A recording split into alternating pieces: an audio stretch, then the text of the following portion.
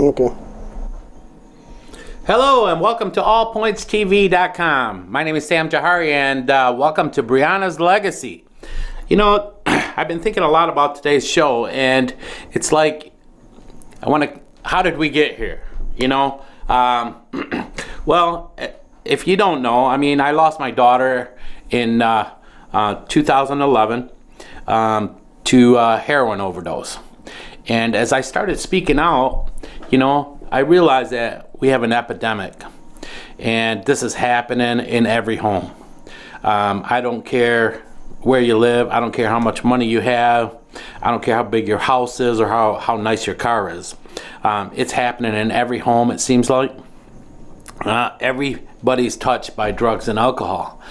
As you know, after I lost my child, and as I started speaking out, you know, I really didn't know this disease of addiction. Excuse me. So I started finding out more about it. Because as I grew up, you know, this was the choice that my daughter was making, you know, for her to be on drugs. I didn't know it was a sickness and it's a disease. And,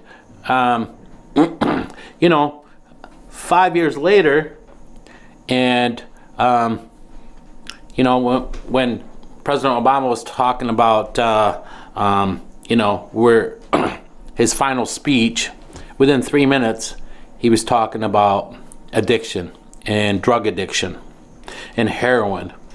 I was watching the debates the other night, and almost every one of the Republicans that was on stage had been touched by drugs and alcohol and addiction, and they were all talking about it. You see, 5 years ago, you're embarrassed. You don't want people to know about this. We don't have any problems talking about diabetes or cancer or any of that, but we do have a problem talking about addiction or stating that there's a problem in our home, in our relatives' home, in our neighbors. Because you see, it's happening everywhere, whether you want to open your eyes to it or not. The whole thing is, I think they're finally looking at addiction as a disease, and not so much, you know, of the stigma that goes with it, that these are just losers, and they're making these choices for themselves. Last night, or a couple nights ago, I was listening to the news, and they were talking about this doctor in California that they're trying to give him life sentence for murder because he gave his patients opiates or pain medication. Pain medication that they're saying that this is a doctor. They should have known that she should have known that her patients were addicted, and she should have quit giving them the medication. It wasn't like one person that died, or two or three. There was quite a few people that died that was under her care, and she just kept giving them the medication. You know, let's back up a little bit. 80% of heroin users, 80%, they start with prescription drugs or pot or alcohol or whatever. But they were saying that 80% is really started with the prescription drugs, okay? Prescription drugs. So what happened? How come, you know, all of a sudden the prescription drugs are on the scene and so heavy? Why are we hearing about it so much now? Well, what happened is, back in the 80s, drug companies thought, well, you know, we're losing a lot of money on these opiates that was only really prescribed for people that were dying. You know, the Oxycontin, the hydrocodone, Percocets, all these are all hydrocodone or opiates, which that's what they deal with, is pain. So what happened is, they says, well, in the 80s, they says, we're losing so much money on this, let's start treating people for pain. I don't know about you, but you go to a doctor these days, you haven't even told them what's wrong with you, but they want to know where your pain level is today. As you're going inside the doctor, you're not even thinking really about pain. You're there, I got a cold, I got this, I got that, and all of a sudden they ask you, where's your pain level today? And you say, I'm up at 5. Well, that's what happened, is they flooded the market, with these pain pills. They flooded the doctor's offices, start pushing pain medication. And so that's how we all got started. That's how we are here now. Not only that heroin is on the rise, but because too, our borders aren't protected and all this heroin is flooding in. Okay, I had one judge, he says, well, it's because there's such people want it, it's about supply and demand. Supply and demand. It's about greed. It's about these people that are supposed to be doctors and about healing. We're not healing anybody. We are just writing prescriptions left and right, and that's their money makers. I don't care if it's a pain or high blood pressure or cholesterol or whatever. They give you a medication, you're on that medication for life. For life. They're trying to take this one guy into court, Congress, and it's because he took this cancer medicine and he raised the price like 5,000%. Now they're trying to take him to court. What's happening is we got our eyes closed, we've got our heads in the sand, and we are not paying attention. We are just going with the flow, and our heads up our butts, plain and simple. And the whole thing is, when this ends up at your doorstep, you get caught like a deer with headlights. That's what happens. You haven't a clue, or you don't know what to do. Just like me, I thought, my daughter was just making wrong choices. My daughter was a beautiful person. She just loved everybody, wanted to help everybody. Hated drugs. Hated drugs because she's seen what the drugs did to her mom. This is who I raised. I know what went through her mind, how she thought, okay? She met an older boy, and you see, my daughter, she thought, well, I couldn't help my mom. I can show this guy, I can do this once, and show him I can kick it, so he could kick it. He put the needle in her arm, and at that point, it's like, Briona, why would you do this?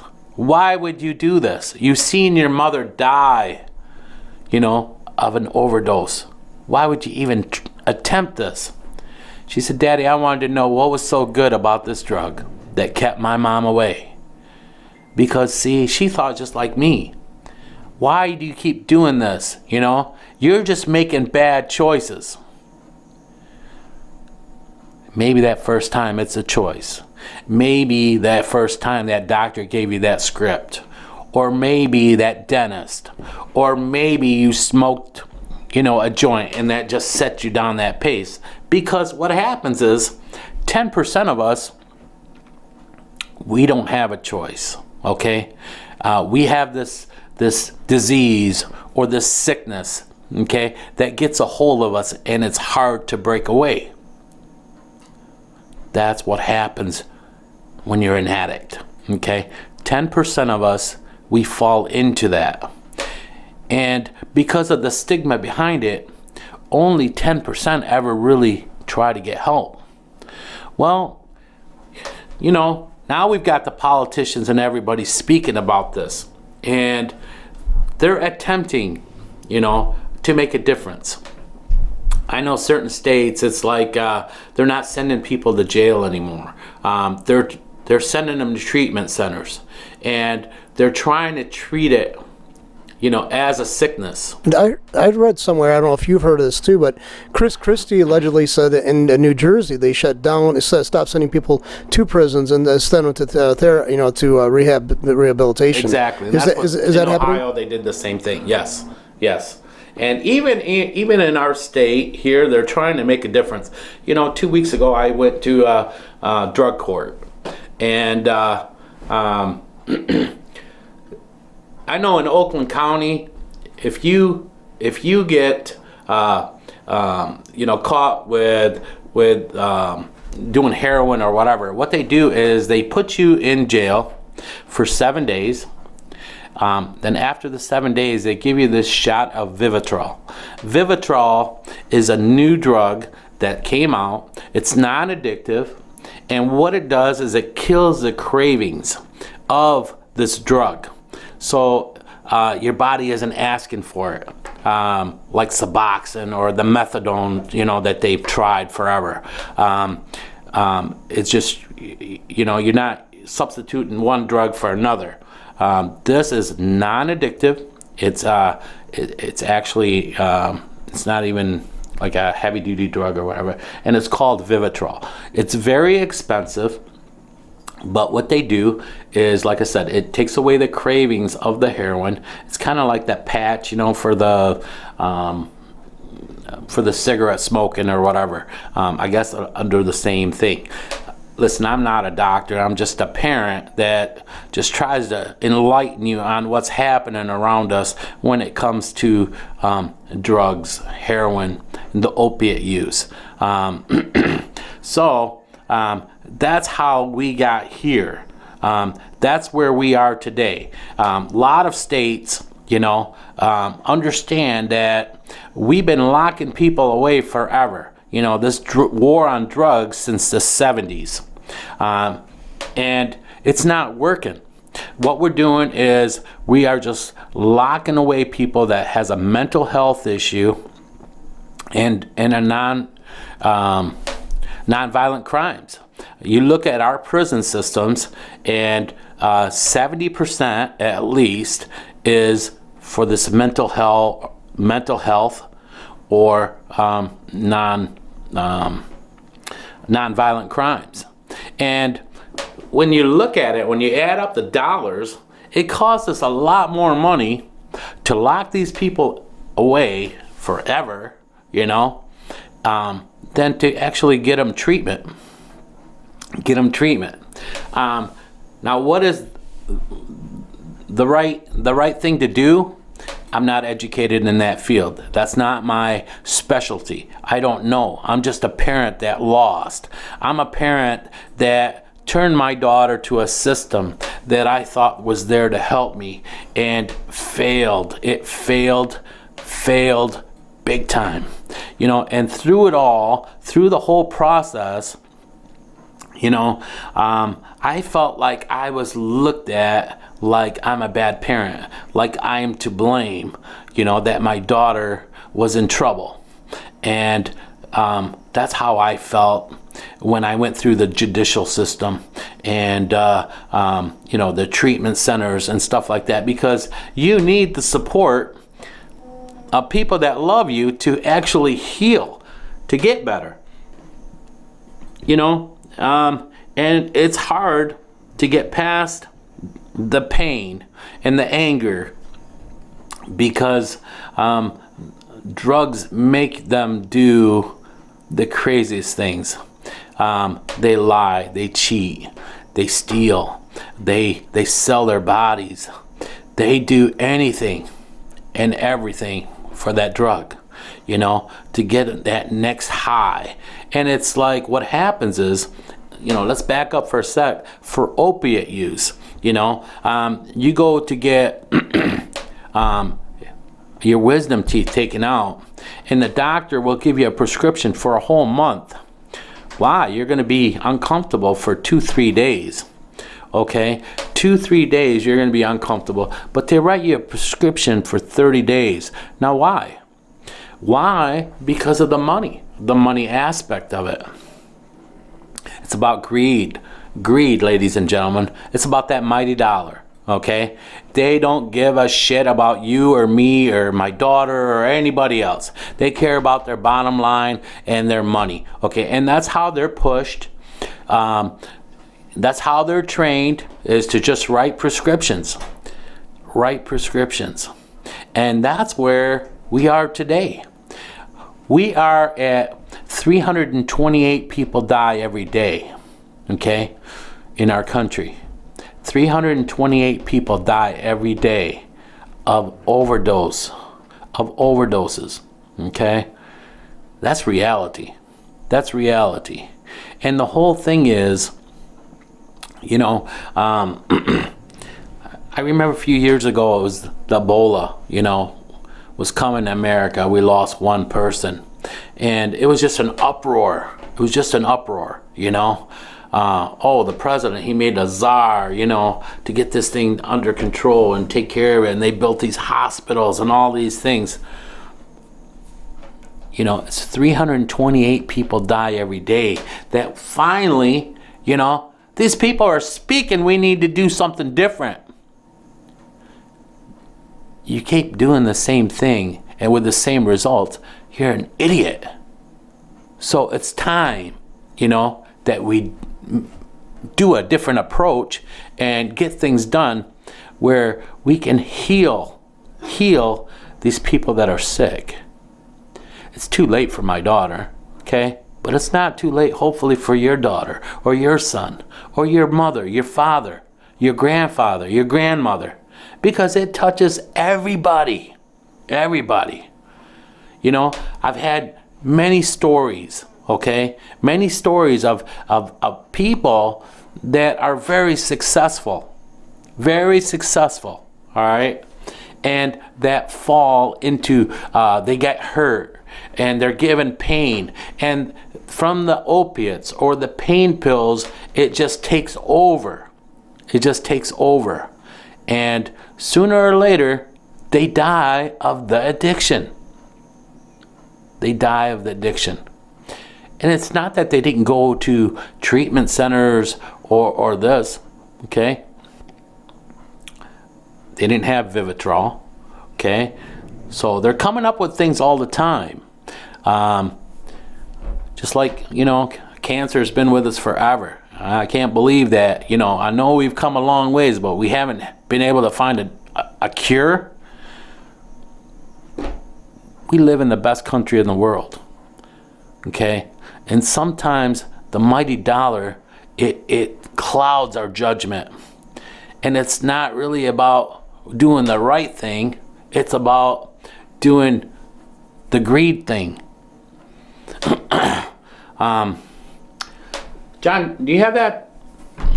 Here's a story that I want to share with you. It's come out of the Columbus, Ohio area, and just want to. Okay, this is a story of Marin. She had a smile that would light up her room. She had a passion for basketball. Then she picked up golf, and she was a natural with that. She really enjoyed the game. The one thing that caught us truly off guard going towards the end is we didn't realize how badly she felt about herself. Look at the pictures. Why would we think she had a self-esteem problem? Mm-hmm. But the fact of the matter is that was one of the major engines that drove her to areas where she really didn't need to go, didn't have to go.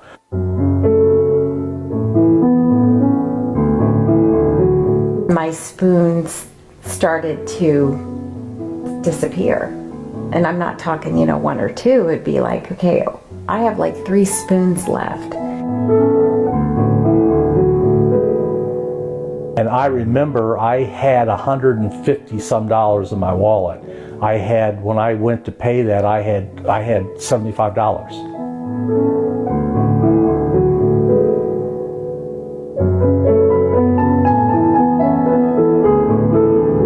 And of course she started crying. And yes, I came down. Yes, I took your credit card. Yes, I used it.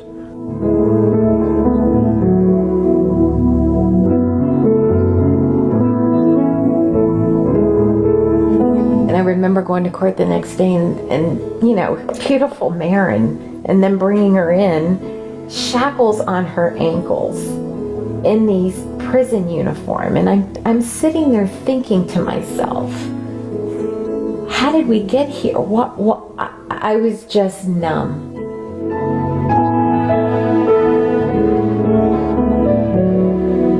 She needed the money to pay some people back, and she needed the money to trade the gas for the heroin. If you would have asked us, what do you know about heroin? I would have said a street drug, a junkie's drug. You know, not something that you hear about on TV. It's not something that you would find in a community like Pickerington or any suburb.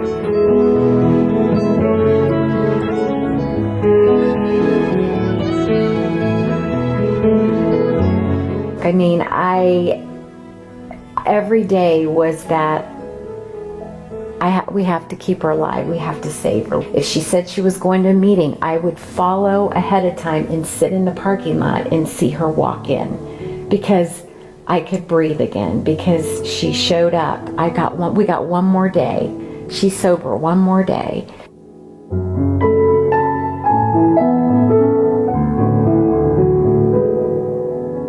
She never even had a car, but she still found a way to get it, because they would just bring it to the house when we were sleeping.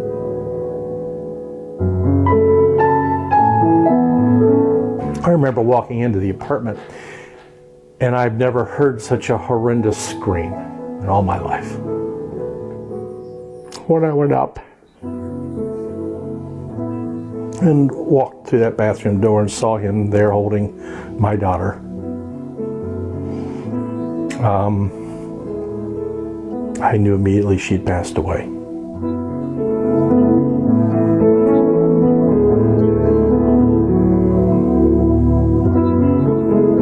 I know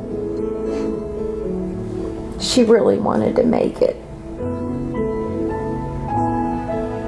And I know she doesn't want to see any other family go through what we have gone through. And I know she wants me to talk about it. And I found her journal that I bought for her. In her journal, she wrote a goodbye letter to heroin. Dear heroin, before I met you, I was full of life, at least from what I thought. But then problems started coming my way that gave me the excuse to meet you. It was like love at first sight. Not only did you do things for me, but boy, did I do things for you. I lied to my family, friends, and even more importantly, I lied to myself. I would steal and cheat for you. I would risk my freedom and my life for you. But our relationship went to hell when the first and last time you really almost took me away forever. You had me for 7 minutes. I won this battle, and I will never have to suffer again. Sincerely, your worst enemy, Marin Briggs. She still went back to it. That it was still because of the grip it had on her. Do I miss her every day? Oh, sure. You can't bring her back, and we can't go back. But if we can help other people by telling our story, then that's what we have to do.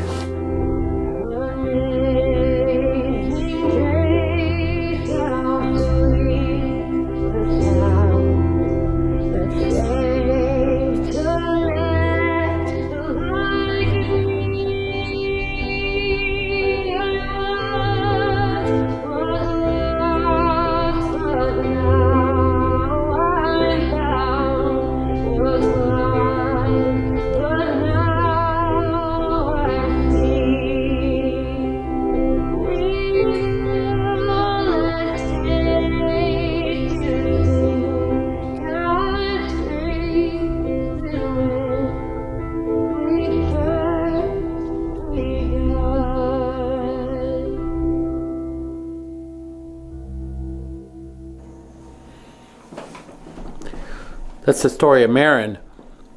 But you see, every time you turn around, there's a Marin in your family, or a Briona. It's happening everywhere, ladies and gentlemen. And you can sit on the sideline and say it's not happening in your home.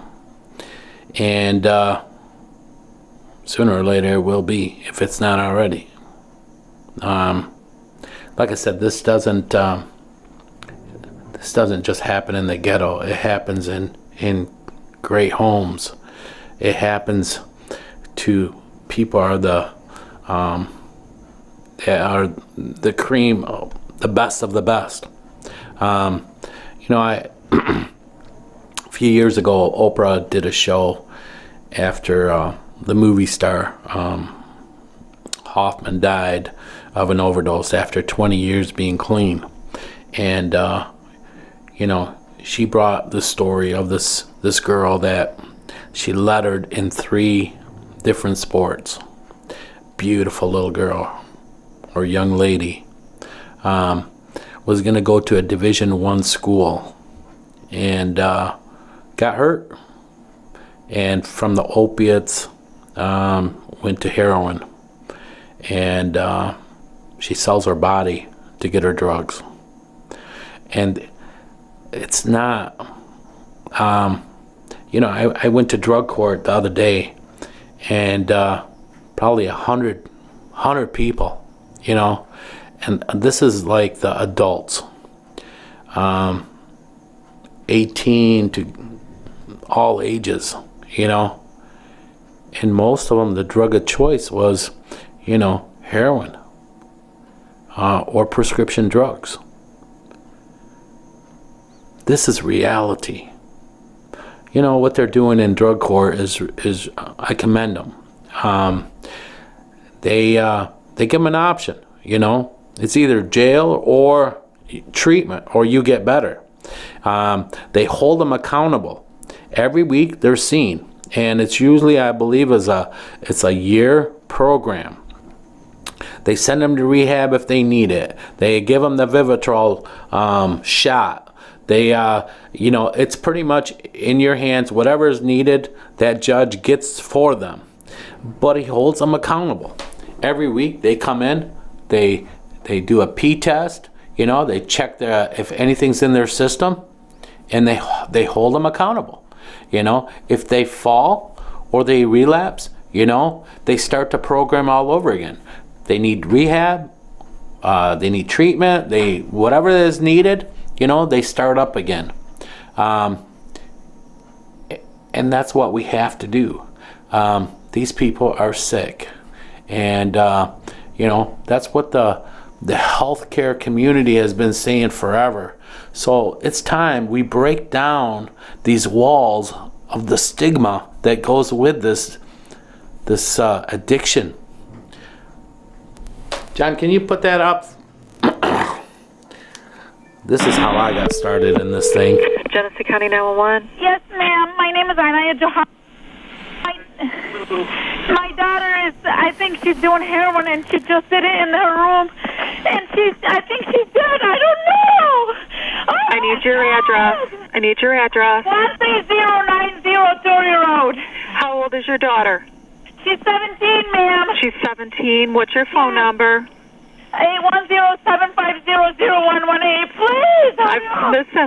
Listen, we have got help coming, okay? Please. I need you to go into her room for me. I need to know if she's breathing. I'm in her room. You're in your room. Okay, where is she at? Is she sitting up or laying down? No, she's bleeding. She's blue. She's blue. Is she laying down? She's laying down. Is she on? You can cut it, John. Well, it was a 2.5-year struggle for my daughter, and God took her home. But as a parent, you just feel like you dropped the ball somewhere. You failed your child. They don't come with directions. But I really didn't know what to do for my child. You know, she was cutting school, and she was dating an older boy, and I turned to, you know, the law, because at the time she was only 14. And she ran away from home, you know, right after the end of school. When they found her, you know, I had been talking with the sheriff, and I would report it every time she left home or she ran away or whatever. You know, I got to the point that they wouldn't even come to the house. They just, okay, you reported it or whatever. So when she ran away from home, I just called and left it on the answer machine. And, you know, I never heard back from the sergeant or whatever. And I just figured, okay, you know, when they find her, they'll bring her home. So I had gotten a call. It was in July, I believe. And she had been gone, you know, all of June, probably 6 weeks now. And I got a call. It was like early in the morning. It was an officer from the Holly Police Department. It was a lady. And she said, "Mr. Jahari, I have your daughter, and I want to know what this minor is doing with this 18-year-old boy." I said, "Well, you know, she's a runaway." And she said, "Well, I don't have her as a runaway. I don't have anything on her." And really the only reason they found her was because he had overdosed and lived, and that's how she was found.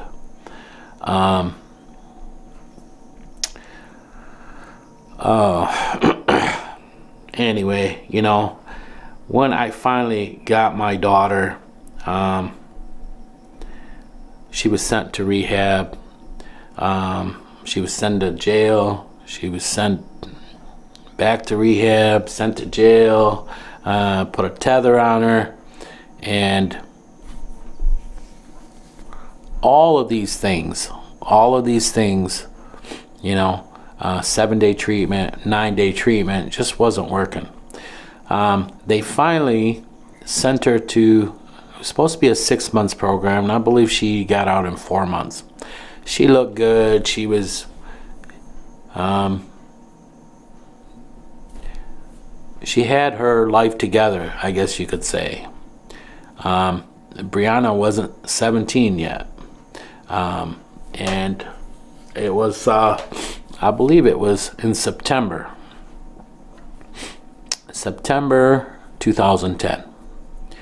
And at that point, I think she turned 17 in October, and they released her. She was custody of the court, because you see, as a parent, I wanted them to take care of her.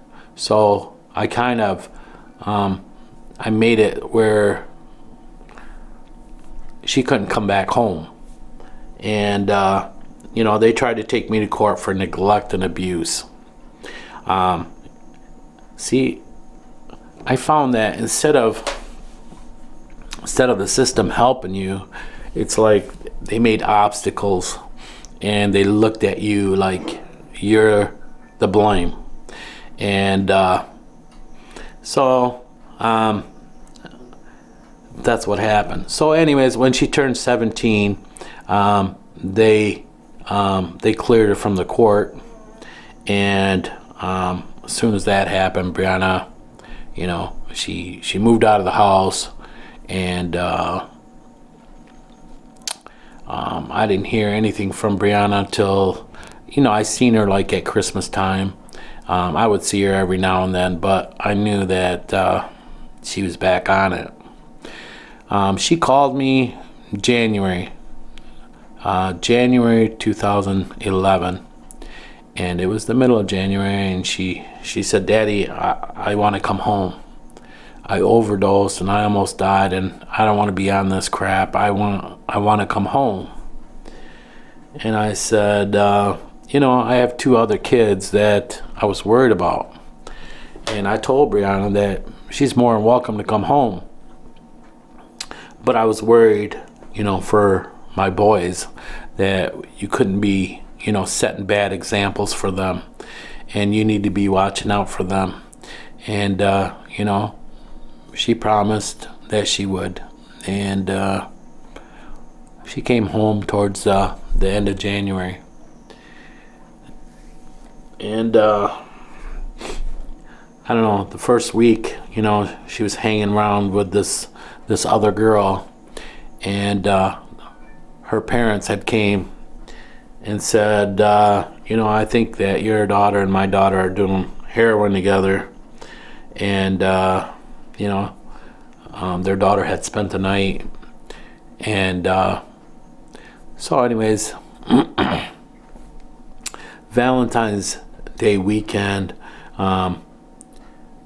Briona wanted, I was working Saturday, so she said, Dad, I'm going to be gone. It's Valentine's Day weekend. I'll be back Sunday night. And I'm like, you're just telling me what to do. You're not asking me, if you can. I was worried about her, But here you're trying to text. She don't talk to you on the phone because I'm sure she was probably slurring her words, or she was high or something, and she knew that I would know. But that parent intuition that you just feel it. So that Sunday when she came home, we had this big, it wasn't a fight. It was just, I told her, this is the rules of the house. You want to be here, this is what I need from you. I need you to go to school. I need you to get your license. She had a car, no license. I need you to get your GED, then, sign up for, I think at the time she had already gotten her GED. And I wanted her to go back to, to start college and to start planning, for her future. And,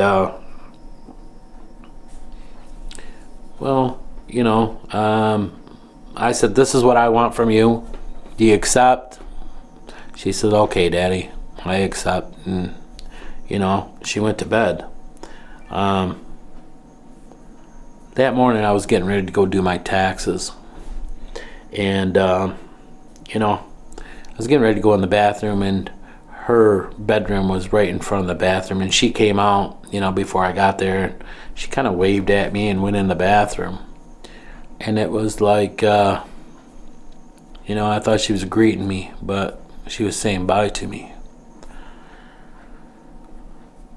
Later that day, I got home about 1 o'clock, 1:30, and I went to wake her up or see what she was doing in her room, and that's where the 911 call comes in, because we were trying to save her life.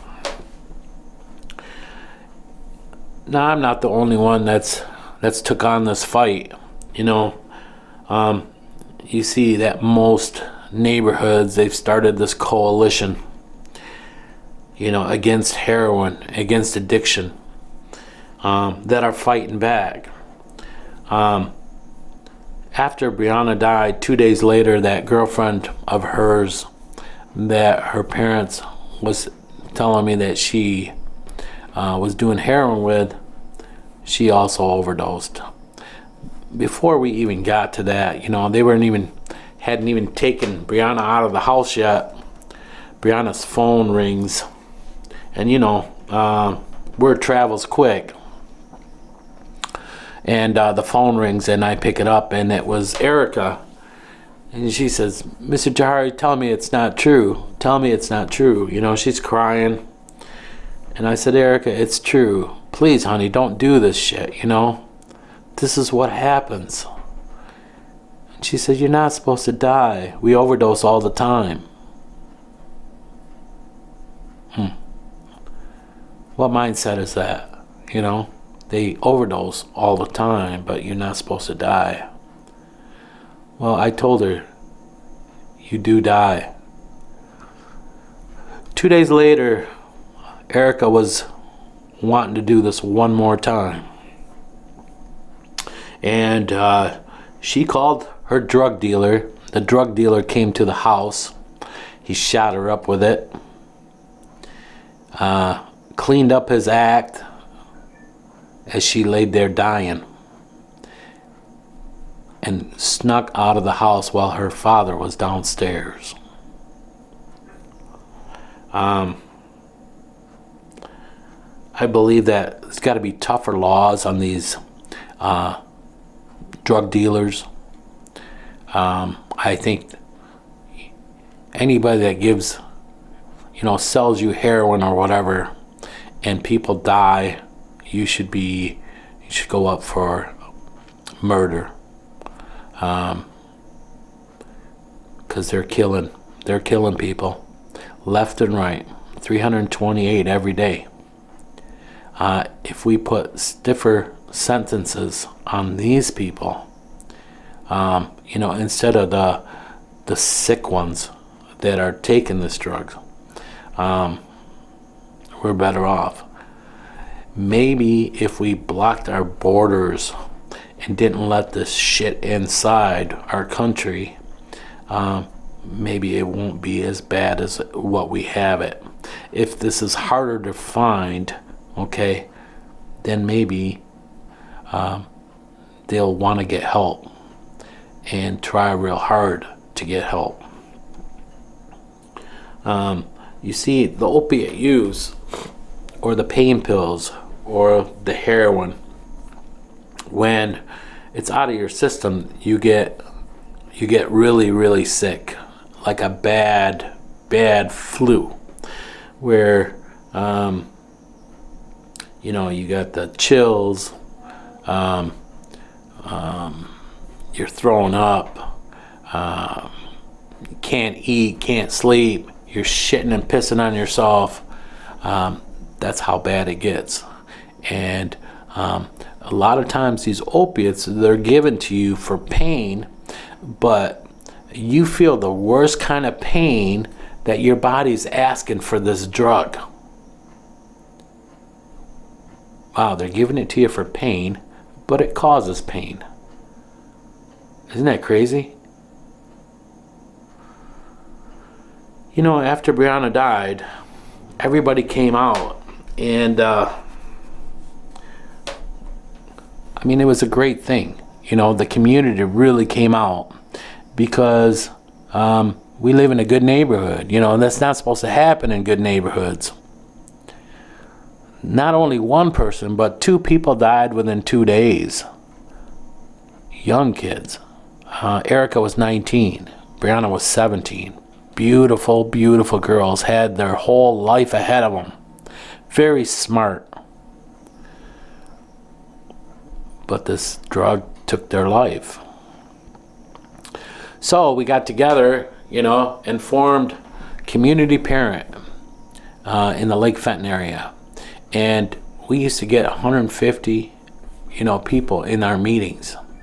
And everybody came together for a cause, How can we go to war against this? What are we going to do? And to be honest with you, we, through the help of the Genesee County Sheriff Department, we came out with a program. It was called Chasing the Dragon. And Chasing the Dragon is a saying that when somebody takes that heroin, you're always chasing that dragon. You're always chasing that same high that you don't get anymore, but you're always chasing.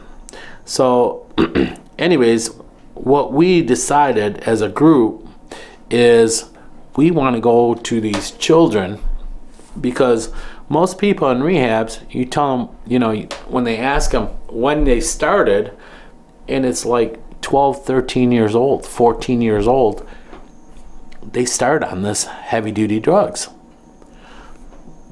So we decided that we're going to go to the source, and we came up with this program that was just, it was kind of a shock and awe, you know. Originally, I mean, it was pictures of people doing drugs, you know. This one's in a coffin, he died, you know. There's a saying, I used to have a brother, now he's a thief. You know, here's somebody that used to play sports. Then they showed you like before pictures of people, then after pictures of when they were on drugs. You know how bad it deformed their faces and their looks. You know, and for a woman, shit, they pay up the ass. You know, in money to look good. Here's something they're paying up the ass to make themselves lose their beauty. You know,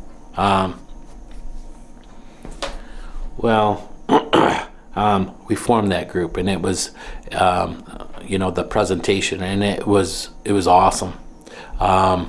We went in front of, altogether now we've been in front of over 51,000 kids. And when you talk to these kids, they say, listen, we've seen a lot of presentations. We don't remember any of those, but we do remember this one. And it's a wonderful, wonderful thing, you know.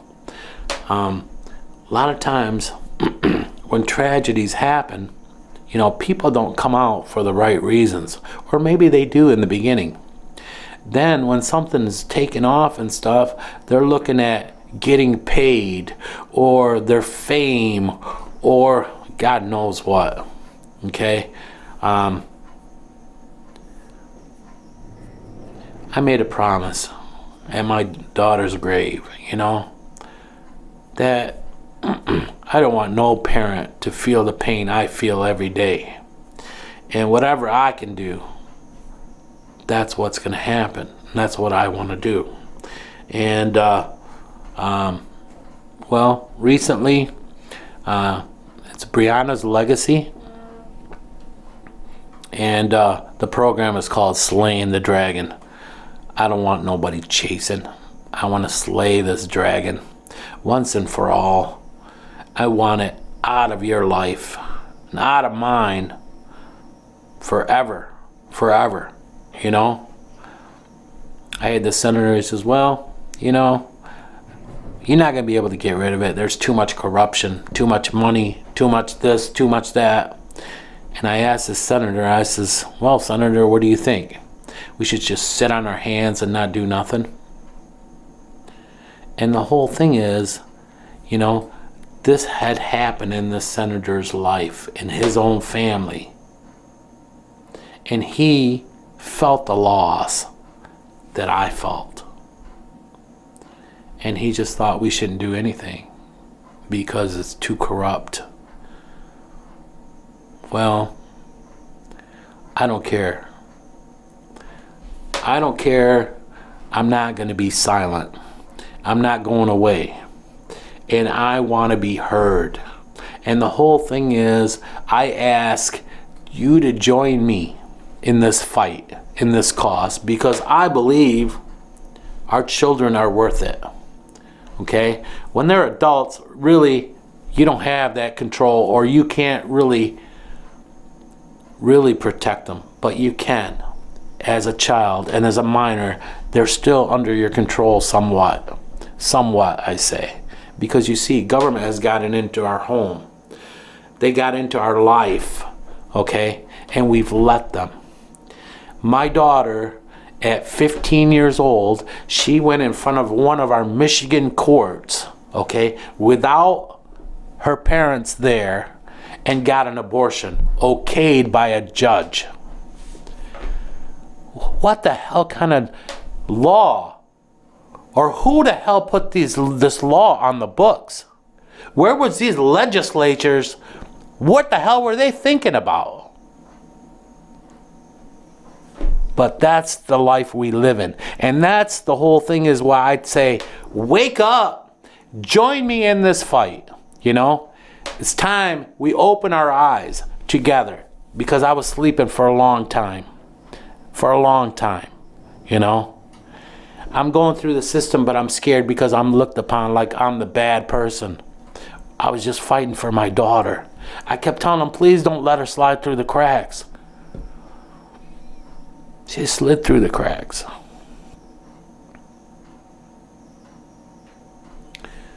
You know, when she died, I got a call from the probation officer. Oh, the judge feels bad.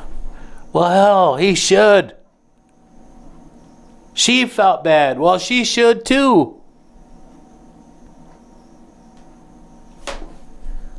I don't blame anybody, okay? And the anger is gone. I'm not mad anymore. But, you know, my daughter is in a better place. But, please, join me in this fight before it's at your doorstep. Because I believe the stronger or the louder the voice, the more something is going to get heard. That they have to open the door and listen. That things can actually change.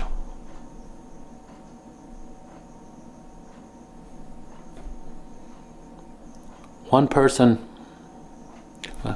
strong believer, one hand doesn't clap by itself.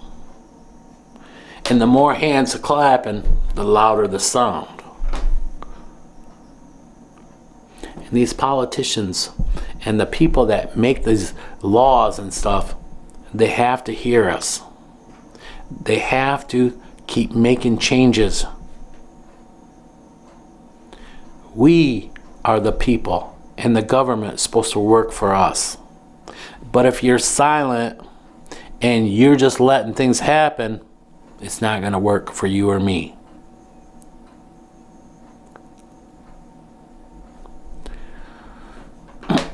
I believe that hopefully America is up to better days. But we have to get out and vote. And hold these politicians accountable. Because they're supposed to be working for you and me. And that's the only way that it can work. Okay?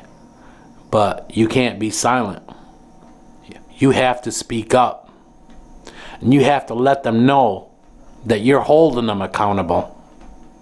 And your vote does matter. And your voice matters. And your children matter.